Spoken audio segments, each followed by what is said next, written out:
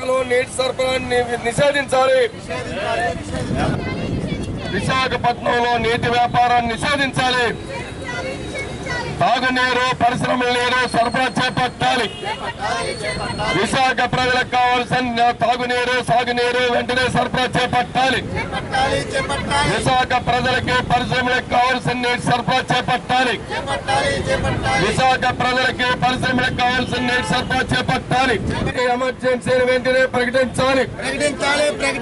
నీటి ఎమర్జెన్సీని వెంటనే ప్రకటించాలి. విశాఖలో నీటి ఎమర్జెన్సీని వెంటనే ప్రకటించాలి. విశాఖ ప్రజలకి, పరిశ్రమలకు కావాల్సిన నీటి సరఫరా చేపట్టాలి. నీటి కొరతపై అఖిలపక్ష పార్టీల సమావేశం వెంటనే ఏర్పాటు చేయాలి. నీటి ఎదుటపై రాజకీయ పక్షాలు, మేధావులతో అఖిలపక్ష సమావేశం ఏర్పాటు చేయాలి. విశాఖ ప్రజలకి, పరిశ్రమలకు కావాల్సిన నీటి సరఫరా చేపట్టాలి. విశాఖపట్నం ఆంధ్రప్రదేశ్ లో ఎండ తీవ్రత భారీగా ఉంది. దీంతో పాటు ప్రతి సంవత్సరం కూడా మే, జూన్లో ఎండల తీవ్రతను దృష్టిలో పెట్టుకొని అది 3 నెలల ముందే విశాఖపట్నం లాంటి ప్రధాన నగరాల్లో అఖిలపక్ష సమావేశాలు ఏర్పాటు చేసి రానున్న కాలంలో నీటి కొరతను ఏ విధంగా ఎదుర్కోవాలో చర్చలు జరిగాయి. దురదృష్టకరం, విశాఖపట్నం గ్రేటర్ విశాఖకి ఎన్నికలు లేకపోవడం, ప్రజాప్రతినిధులు లేకపోవడం, ఇక్కడ మున్సిపల్ కమిషనర్ గారు ఏకపక్షంగా వ్యవహరించిన తీరు వల్ల విశాఖ ప్రజలు, పరిశ్రమలు నీటి ప్రమాదాన్ని ఎదుర్కొంటున్నారు. అందువల్ల ఇవాళ విశాఖపట్నం మున్సిపల్ కార్పొరేషన్ ఎదుట విశాఖ పీపుల్స్ యునైటెడ్ ఫ్రంట్ ఆధ్వర్యంలో ధర్నా కార్యక్రమం చేపట్టాం. ఈ ధర్నాలో ప్రధానంగా విశాఖ నగరానికి నీటి ఎమర్జెన్సీని ప్రకటించాలని, విశాఖ ప్రజలకి, పరిశ్రమలకు కావలసిన నీటి సరఫరాకి వెంటనే చర్యలు చేపట్టాలని, అదేవిధంగా ఈ నీటి సమస్య పరిష్కారానికి కావలసినటువంటి అఖిలపక్ష రాజకీయ పార్టీలు, మేధావులతో అర్జెంటుగా ఒక మీటింగు ఏర్పాటు చేయాలని చెప్పి మేము ఈ ప్రభుత్వాన్ని, విశాఖ మున్సిపల్ కార్పొరేషన్ అధికారుల్ని డిమాండ్ చేస్తా ఉన్నాం. ఈ సమస్య పరిష్కారం కాని పక్షంలో విశాఖ నగరంలో పెద్ద ఎత్తున నీటి సమస్య మీద ఆందోళన చేయాల్సిన పరిస్థితి వస్తుంది. మరొక వైపు ప్రజలు తాగడానికి నీళ్ళు లేక ఇబ్బందులు పడతా ఉంటే నీటి వ్యాపారాన్ని పెద్ద ఎత్తున చేపట్టారు.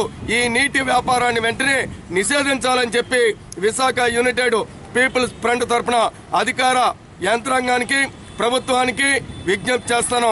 లేని పక్షంలో ఆందోళన తీవ్రతరం చేస్తామని హెచ్చరిక చేస్తా ఉన్నాం.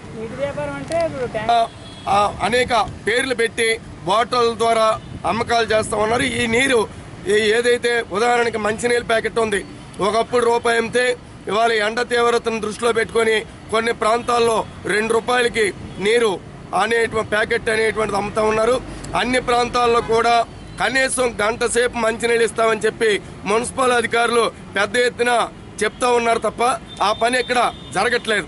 రెండవది, కేంద్ర ప్రభుత్వం ఏదైతే ఉత్తరాంధ్ర, రాయలసీమ వెనకబడిన ప్రాంతాలని చెప్పి గుర్తించి ఈ ప్రాంతాలకి సుమారు 3,500 కోట్ల రూపాయలు కేటాయించినప్పుడు కూడా ఆ డబ్బును కూడా విశాఖ ప్రజలకి తాగునీరు, పరిశ్రమలకు కావాల్సిన నీటి ఎదటిని నివారించడానికి చర్యలు చేపట్టలేదు. అందువల్లే ఇవాళ ప్రజలు దాహంతో చనిపోతూ ఉంటే మరొక వైపు పరిశ్రమలు నీటి కొరత వల్ల మూతపడేటువంటి ప్రమాదం కూడా ఉన్నది. కాబట్టి ఇవాళ విశాఖ యునైటెడ్ పీపుల్స్ ఫ్రంట్ ఈ చర్యలు చేపట్టింది. వెంటనే ఇక్కడున్న మున్సిపల్ కమిషనర్ గారు, ఇక్కడున్న ప్రజాప్రతినిధులు, ముఖ్యంగా మంత్రులు వెంటనే స్పందించి మేధావులతోటి అవసరమైతే ఏదైతే ప్రజా సంఘాలు ఉన్నాయో ఆ ప్రజా సంఘాల పెద్దలతోటి, రాజకీయ పక్షాలతోటి అఖిలపక్ష సమావేశం ఏర్పాటు చేసి ఇవాళ గోదావరి నుంచి అదేవిధంగా ఇతర ప్రాంతాల నుంచి నీటి సరఫరా చేయడానికి అనేక అవకాశాలు ఉన్నాయి. ఆ అవకాశాలు దేన్ని కూడా ఇవాళ మున్సిపల్ కమిషనర్ గారు కానీ, ఇక్కడున్న ప్రజాప్రతినిధులు కానీ చేపట్టడానికి నిర్లక్ష్యం చేస్తా ఉన్నారు. అందువల్లే ఈ ధర్నా కార్యక్రమం చేపట్టాల్సి వచ్చింది. ఇప్పటికైనా కళ్ళు తెరిచి నీటి సరఫరా చర్యలు చేపడితే సరే, లేదనుకుంటే ప్రజా వ్యతిరేక ఏదైతే ఉందో ఇది ఈ ప్రజాప్రతినిధులు ఎదుర్కోక తప్పదని హెచ్చరిక చేస్తా ఉన్నాం.